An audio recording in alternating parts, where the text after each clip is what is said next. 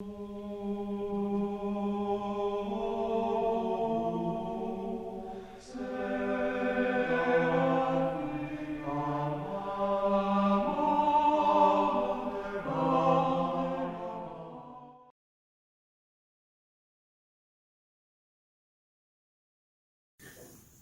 amigos e amigas da Associação Regina Fide, meu nome é Odair Gutierrez e esse é o programa Padre Pio.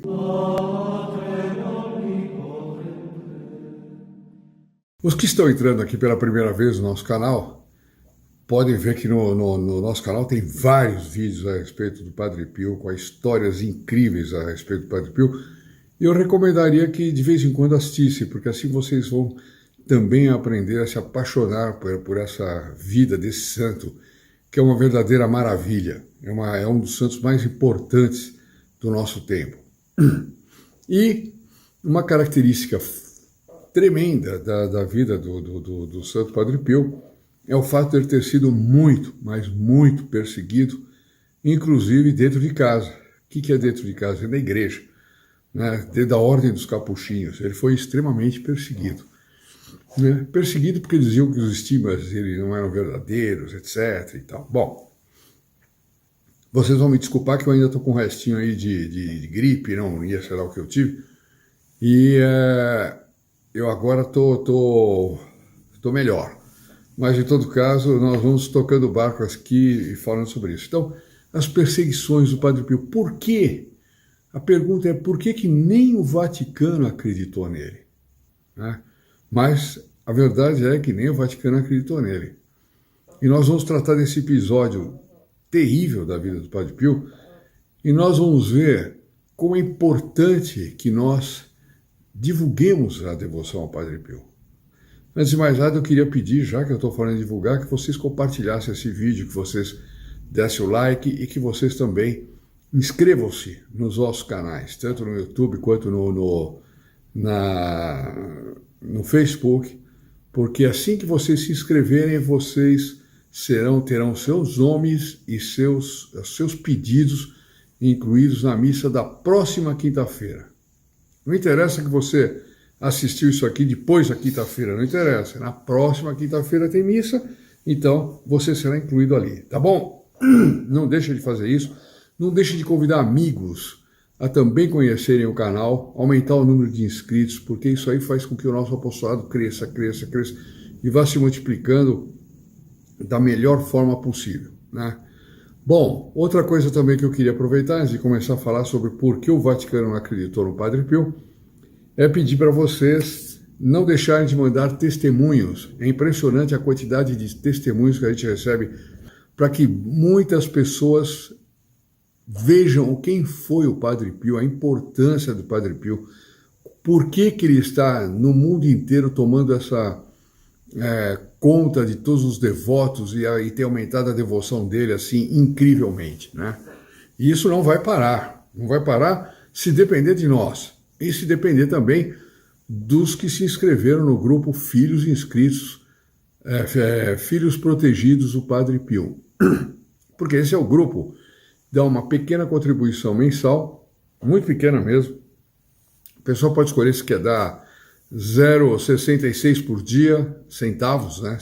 Centavos, para ajudar na divulgação do Padre Pio, da devoção do Padre Pio. Se ela quer dar R$1 por dia, se ela quiser dar R$2 por dia, também não é nenhum valor espetacular, mas que ela nos ajude a manter estavelmente esse apostolado, né? Bom,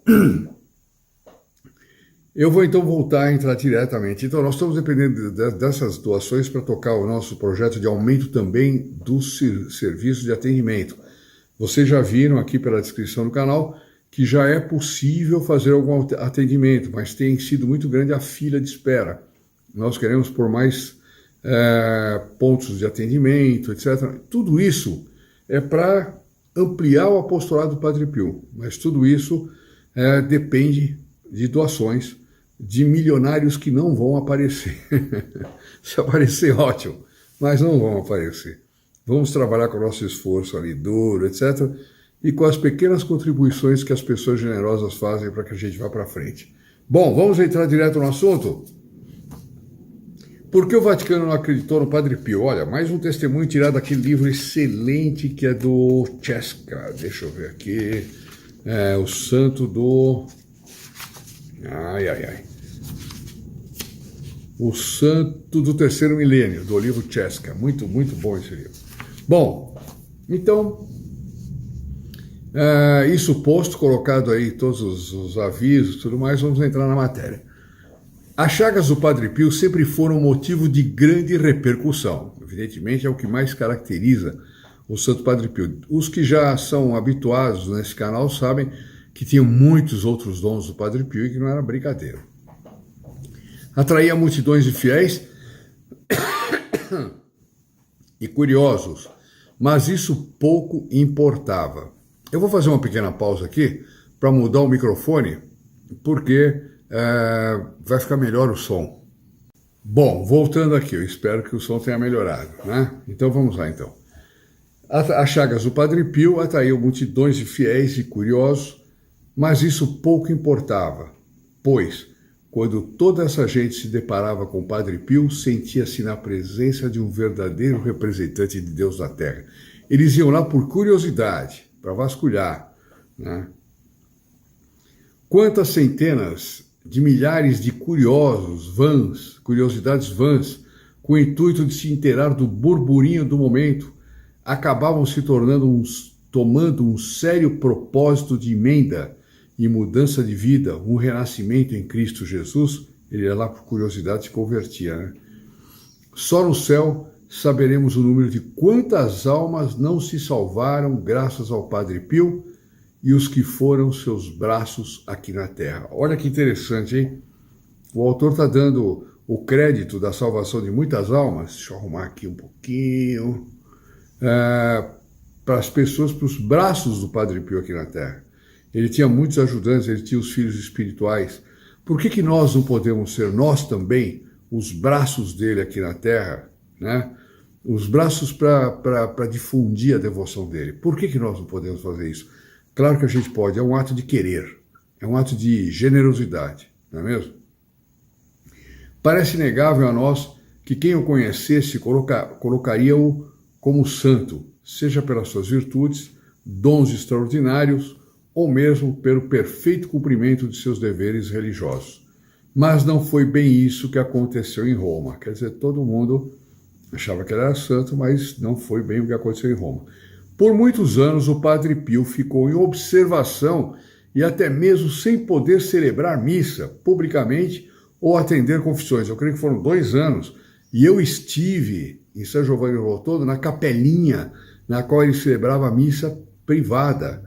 E eu estive, e do lado oposto do altar, tinha uma espécie, um banco, né, que é chamado uma estala, né, daquelas estalas medievais antigas, um banco rústico, em que o Padre Pio passava a maior parte do dia lá rezando o rosário.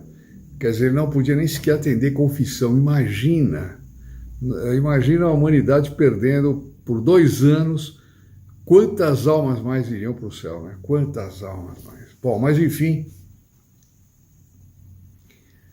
parece inegável a nós que quem o conhecesse... já li essa parte. Por que essa perseguição contra ele? Você vai entender agora.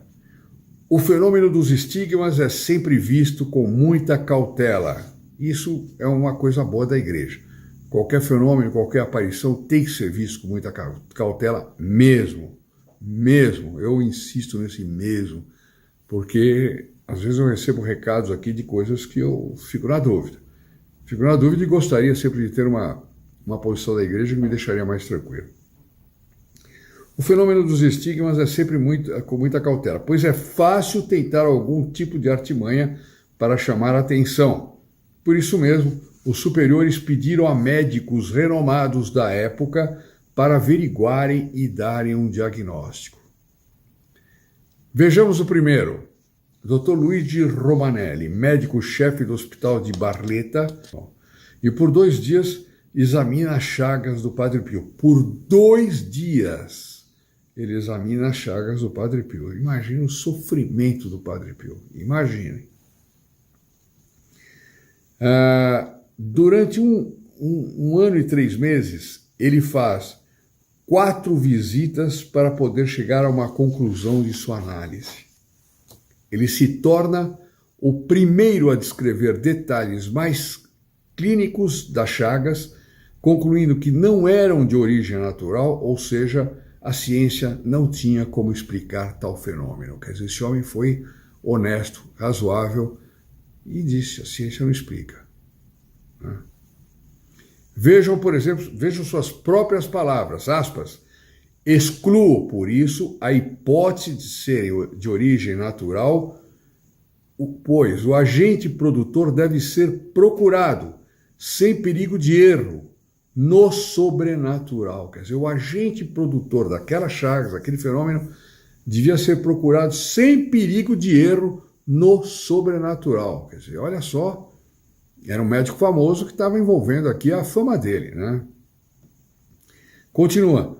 Trata-se, pois, de um fenômeno inexplicável pela ciência humana apenas. Não é possível explicar esse fenômeno. Essa análise já teria sido suficiente para comprovar que Padre Pio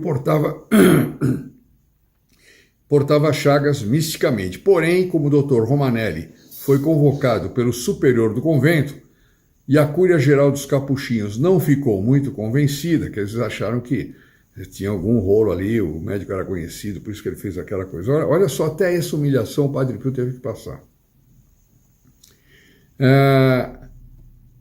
Não ficou muito convencido, a cúpula dos capuchinhos, não ficou convencido com o diagnóstico do médico, resolveram chamar um outro médico, desta vez o Dr. Amico Bignami.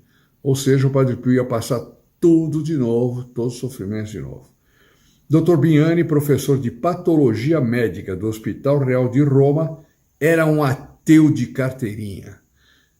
Isso é bom e é ruim, né? É bom, porque se um ateu de carteirinha olhar aquilo e disser, não tem jeito, não tem explicação, de alguma forma a opinião dele vai ser mais importante do que a opinião de um médico católico praticante, né? Porque ele é insuspeito para dizer aquilo. Mas vamos ver aqui o que ele disse. Era um ateu de carteirinha. Agora também se ele disser, não, isso é um fenômeno natural, não sei o que, já é meio suspeito também, porque afinal de contas ele é ateu. Então, vamos lá. A sua formação baseava-se no materialismo, no positivismo, não deixando qualquer espaço ao sobrenatural divino. São aqueles idiotas, me desculpe muito, que só acreditam naquilo que vem, que mexem, que tocam, entende? Bom, vocês vão dizer, você está chamando São Tomé de idiota? Não, mas eu estou dizendo que São Tomé talvez seja o padroeiro daqueles que creem, mas não veem, porque ele viu e a partir daí ele acreditou. Mas o que é impressionante é o seguinte, que ele foi lá disposto a derrubar qualquer hipótese, ou seja, tudo que fosse real, segundo sua concepção, deveria passar pelo crivo da ciência. A ciência resolve tudo. Aceitou avaliar o caso do Padre Pio apenas em uma segunda tentativa. Quer dizer, ele não quis ser o primeiro, pois não queria ter seu nome ligado a superstições. Então vocês vejam que esse homem foi com vontade de dar um parecer positivo, né? Ao contrário. Chegando a São Giovanni Rotondo, faz uma avalanche de perguntas ao Padre Pio, tentando pegar-lhe em alguma armadilha, para enquadrá-lo como louco, porém não conseguiu. Quer dizer, o objetivo dele nem era jamais dizer se a chaga era natural, não era natural, era dizer que o Padre Pio era louco. Vale recordar como o santo, olha a esperteza do santo, né? A esperteza dada pelo Espírito Santo, né? Como ele respondeu a uma de suas petulantes insinuações. Olha só, o médico então petulante, Dr. Bignami, pergunta, diga-me, padre, por que suas lesões aparecem nestas partes do corpo e não em outras? Querendo dizer que o Padre Pio simulava-se como um novo Cristo chagado, ou seja, por que aparece nas mãos, nos pés, do lado esquerdo, etc., e não em outras partes. Devia aparecer no ombro, não sei aonde. Bom. Padre Pio então lhe responde acertadamente: mas justamente o senhor, como homem de ciência, podia me explicar por que deveriam aparecer em outras partes do corpo e não nestas. Ou seja, não sei, o senhor que é um homem de ciência devia me explicar por que aparece aqui e não em outras partes. Arrasou com o médico, né? Arrasou com o médico. Debaldada a primeira tentativa, parte para uma segunda, tratando as feridas do Padre Pio como se fossem feridas convencionais, atando-as e untando-as com a ajuda de seus irmãos de religião por uma semana. Então ele encheu de creme, pomadas, etc., e enfaixou, né? E com a ajuda dos outros capuchinhos, evidentemente, que deviam fazer uma enfermaria aí, uma manutenção desse curativo, né? Se fossem de ordem natural, com certeza, dizia ele, né, o médico, ao fim da primeira semana, as feridas estariam, se não cicatrizadas, ao menos bem melhores. Porém, qual não foi a surpresa ao ver que após uma semana de tratamento cicatrizante, as feridas continuavam as mesmas de sempre, como se nenhum tratamento tivesse sido aplicado. Como não quis dar o braço a torcer, claro, ateu não dá o braço a torcer. Você pode aparecer Deus diante dele, entendeu? Ele não dá o braço a torcer, não tem conversa. Deus não existe. E como não quisesse dar o braço, Dr. Bignami alegou que as feridas eram provocadas pelo nervosismo do paciente e que ele mesmo mantinha as feridas abertas, aplicando produtos químicos como o iodo. É uma barbaridade, uma estupidez. Quer dizer, era um homem provavelmente capaz, mas que se tornou um idiota, um burro, porque ele não quis ver a realidade. Ficou inventando uma teoriazinha completamente idiota para poder justificar o seu orgulho, né? Porque aí é o orgulho. O ateu, em geral, é orgulhoso, como é orgulhoso também pessoas que atacam a Igreja Católica, né? Elas não aceitam nenhum argumento, é o orgulho que fala. Então, o ateu orgulhoso, ele pode ter todas as provas de que Deus existe, né? Mas ele acha bonito dizer que é ateu e ele vai morrer dizendo que é ateu, vai para o inferno sendo ateu, e aí vai ser na hora que ele vai descobrir que Deus existe, mas ele não abre a mão do orgulho dele. E como última cartada, convoca todos os capuchinhos do convento e médicos da cidade, afirmando que se fosse feito o tratamento cicatrizante por 2 semanas, as cicatrizes estariam praticamente curadas. Ora! Então ele falou, não, foi muito pouco, 2 semanas. Mas com 2 semanas, chamou todos os capuchinhos, todos os médicos da cidade de São Giovanni Rotondo. Devia ter lá 1 ou 2 médicos, não devia ser grande coisa naquela época. Mas chamou e disse, vão estar curados. 3 irmãos capuchinhos ficaram responsáveis por cuidar de trocar as gases e assegurar que os lacres, olha só, ele pôs lacres, não fossem abertos em outros momentos. Tiveram até que jurar sobre o evangelho. Olha que impressionante. O ateu obrigou eles a jurarem sobre o evangelho. Ateu. Né? Então ele acreditava que um capuchinho jurando sobre o evangelho não violava. Né? Barbaridade. Ao fim das 2 semanas, as chagas sangravam mais abundantemente do que antes. Com 1 semana elas continuavam lá. Com 2 semanas elas sangravam mais abundantemente do que antes.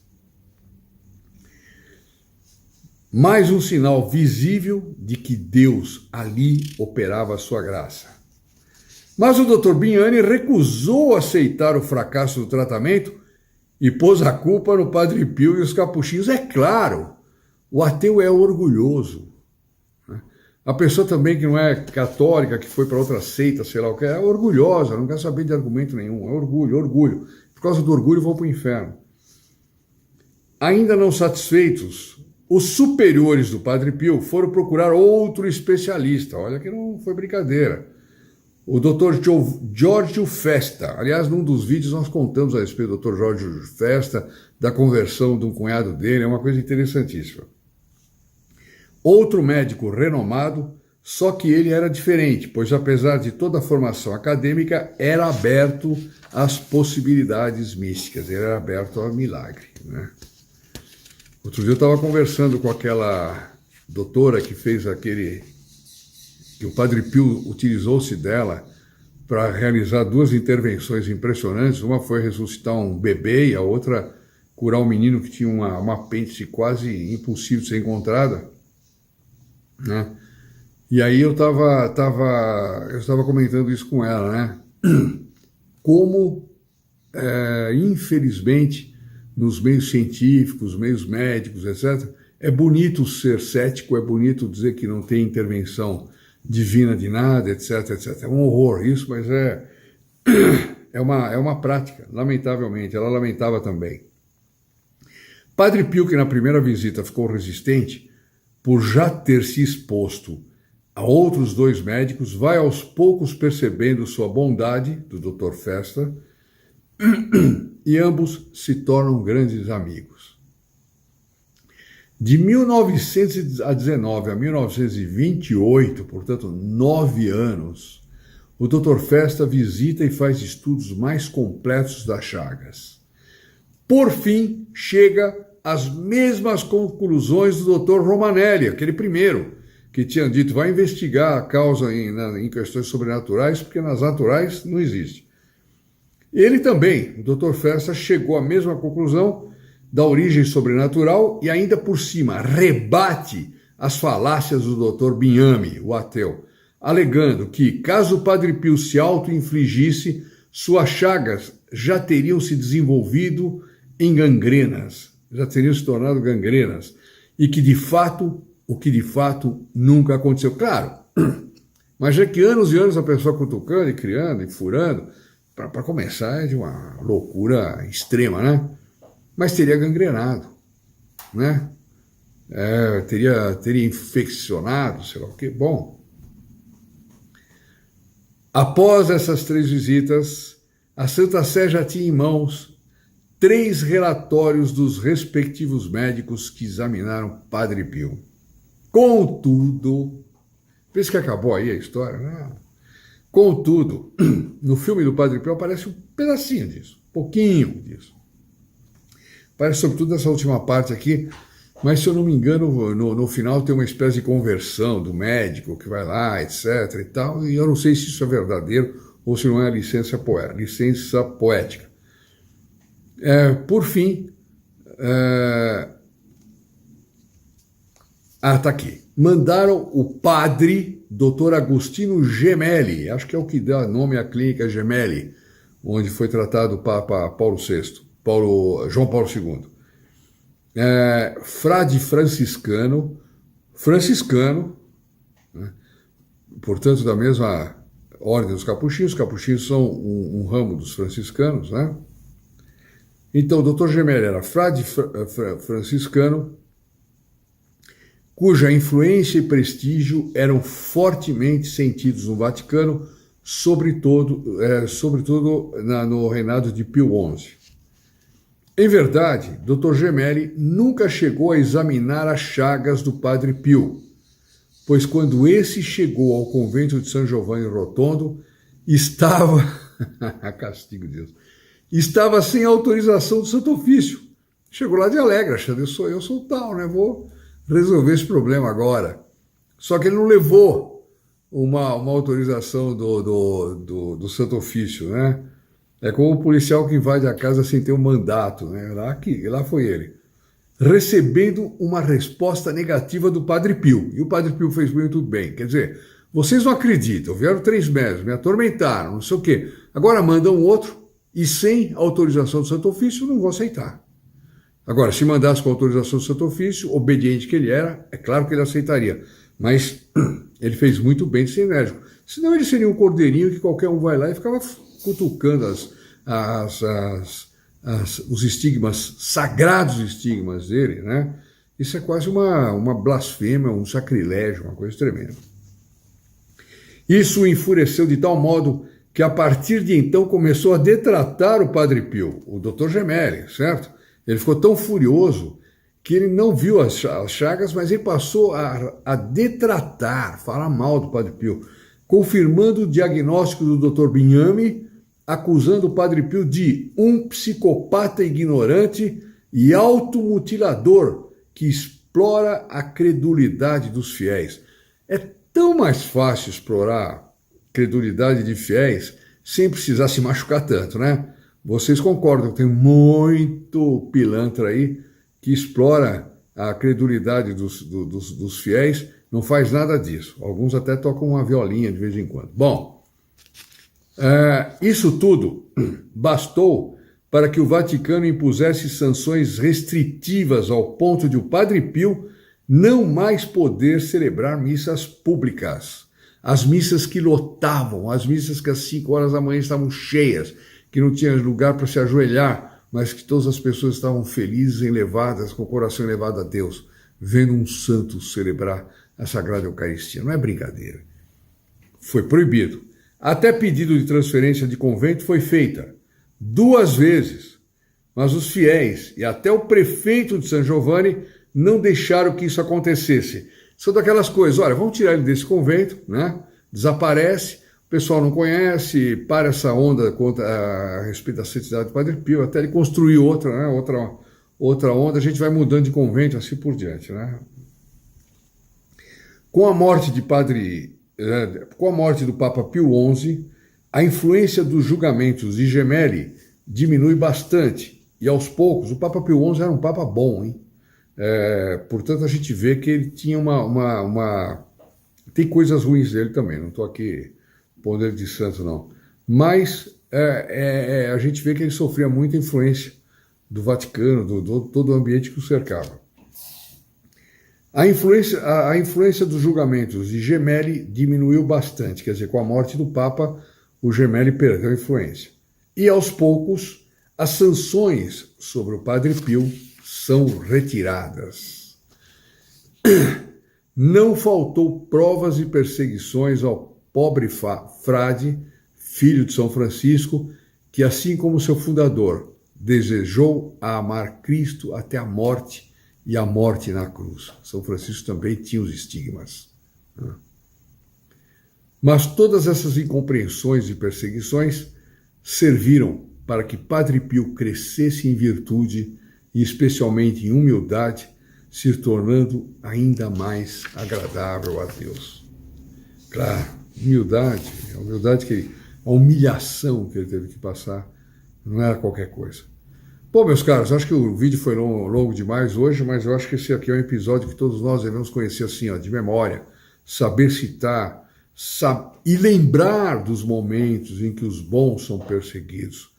Principalmente, fala, será que não é um desses momentos que o Padre Pio passou? Né? Qualquer um pode ser vítima de uma perseguição dessas. Qualquer um. Você que está me assistindo, eu, qualquer um. Né? Então, nessas horas, lembrar do Padre Pio, pedir ajuda do Padre Pio. Tá claro? Eu me despeço, pedindo a todos que não deixem de compartilhar, não deixem de dar like, não deixem de olhar bem aqui na descrição do vídeo, que tem uma série de links interessantíssimos para vocês olharem, né? E ficamos... para os que também são novos no canal, nós temos aquele compromisso de todos os dias os inscritos do canal ou do Facebook rezarem por todos os outros inscritos, de maneira que todo mundo recebe uma Ave Maria de algum lugar do mundo que vem de lá. E para recordar essa Ave Maria, a gente se despede sempre com a Ave Maria e com a bênção do Padre Pio, com a própria voz dele. Ave Maria, cheia de graça, o Senhor é convosco. Bendita sois vós entre as mulheres, e bendito é o fruto do vosso ventre, Jesus.